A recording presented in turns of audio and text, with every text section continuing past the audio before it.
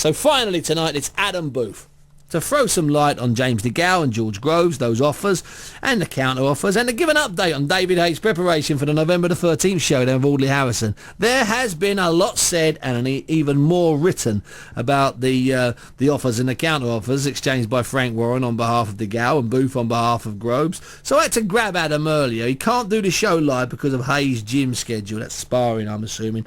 I started by asking him to confirm, you had to be a bit cheeky, that the Groves and DeGale fight was a done deal. No, it's not a done deal. It's not happening now.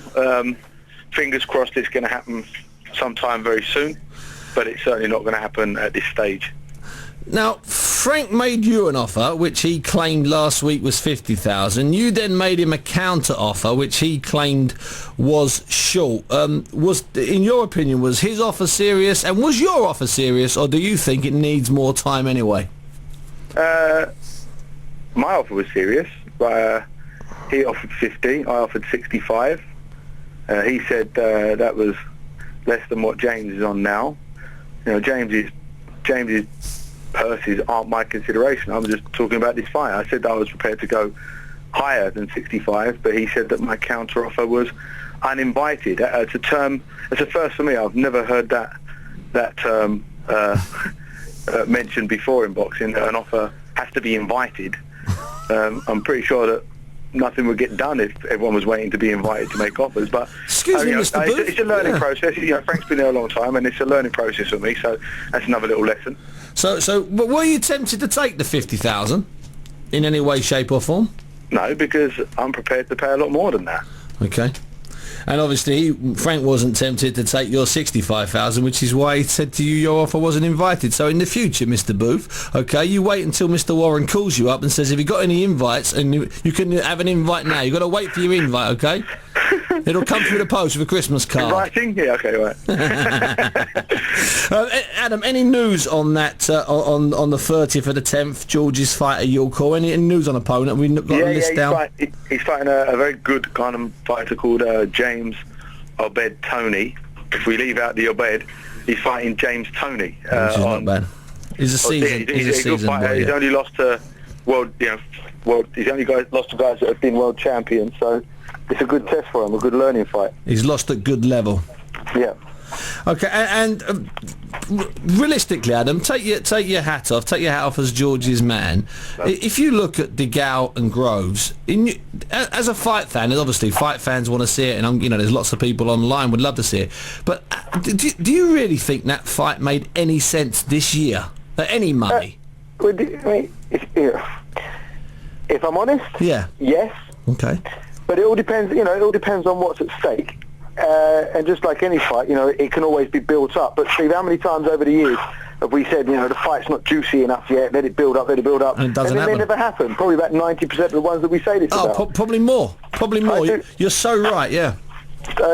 Maybe George, and if you think back, you'll know this, if you go back in time to when Alan Minter fought Finnegan, and they look at what type of fights they were for the British title, I think, or the British and European, and maybe James and George is going to be that type of rivalry. Yeah, I mean, my gut feeling is that maybe in the next 3 months was too early, but certainly within a year. Like I'd go for April or September, October next year. In a year's time. If it goes past about September, October next year, then I think we're in danger of it vanishing, like so many of those fights. That's my type of gut feeling. George must have driven you mad to say yes, though. No, really. Frank made the offer at that time. George wasn't even thinking about it. Okay. And we got an idea of what the fight's worth, and George said, if the fight's paid what it's worth, then I'll take it. But you can't remember, George already beaten him, and so he's already done that one so far. Now they're both talking about each other. James is saying George is using his name to boost his own profile, but George also helped boost his own profile by beating him. Yeah. It's not just James's name; it's actually beating him that sort of helped raise his profile. But it's fantastic because it's a natural boxing rivalry against two guys that are very, very good young fighters indeed, and genuine genuine. They can have genuine tags as world-class prospects, you know. And I rate James very highly as a fighter. And you look at it from an outsider, you think this is a 50-50 fight. And if it's a 50-50 fight with two young kids at that energetic stage of their career where they're unbeaten, ambitious, hungry, and you just know you're going to get an amazing event and a great fight. Yeah, you get boxing fans are going to get a fight they deserve. Yeah, exactly. And part of me says I want to see it tomorrow afternoon. Adam, before I let you go, David, how's he doing? It's going to be in 3D. David's offering a 3D battering of the one-dimensional Audley Harrison. Audley Harrison's running up mountains carrying live goats on his head. It's an amazing build-up. There are some tickets left. It's captured everybody's imagination. Even the knockers have gone silent. Give us a little insight into how the training's going after 2 weeks after the announcement. I'll say what I always say, that the training is going very well, and it is. And I'm really superstitious, so I'm not going to curse it. Cool. We're ahead of schedule, which is always a nice place to be because it means that you can afford to take your foot off the gas sometimes. He's already started sparring, which again is earlier than normal, so that's good. Mm-hmm. And yeah, I'm really, really happy. It's an amazing event. There is also apparently, for what was fed back to me today, only 280 tickets left. Wow, that's some going. That is. And so that side of the business is taken care of, and it's a massive event. And I do expect all these got these knockers, and I've been one of them over the years. I've got to say two things. I sat down with him and went through this deal with him, and we met on quite a few occasions, and spent a lot of time together.